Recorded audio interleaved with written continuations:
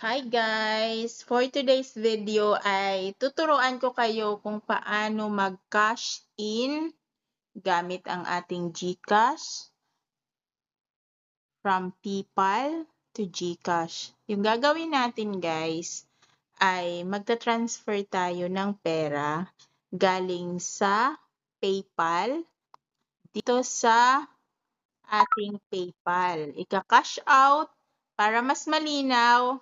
Ika-cash out natin ang ating pera dito sa PayPal, tapos ilalagay natin sa GCash natin. Okay?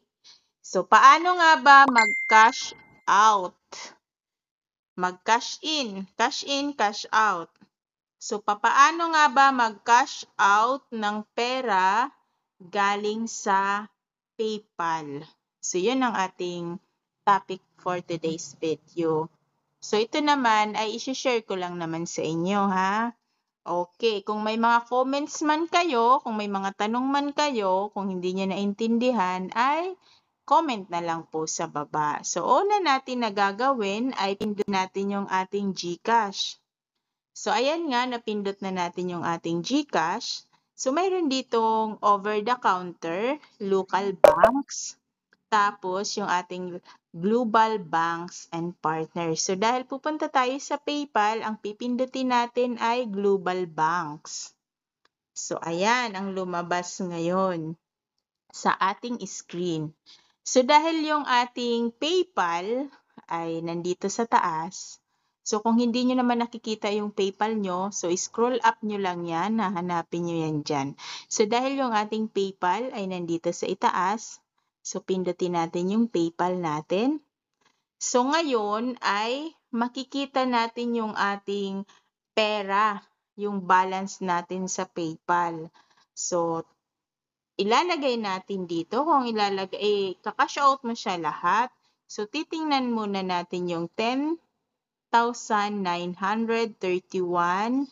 So, dito sa ibaba, your PayPal balance is insufficient.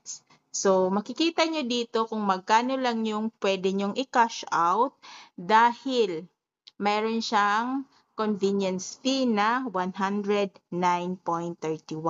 So, ima-minus natin yan na 909. So, ang lumalabas ay 10,822.20. So, yun ang ating itatype. So, 10,822. Wag na natin isama yun na 0.20 para meron tayong remaining balance dyan na kahit papano ay centavo. Okay? So, ngayon, ang gagawin natin, dahil nandyan na yan, so pipindutin natin yung next. Ayan. So, ngayon ay makikita natin yung ating cash out sa ating PayPal. Yan na yung total amount na 10,822. Ngayon, ipuproceed na lang natin yan. Loading lang guys. So, ayan. Ganyan lang guys. Napakadali lang yung pag-cash in. So, ngayon, meron na tayong balance na 11,326 dahil syempre meron tayong balance dyan, remaining balance dyan na 500 something. So, ayan lang guys. Sana natulungan ko kayo sa mga nag-search sa YouTube kung paano mag-cash out ng pera.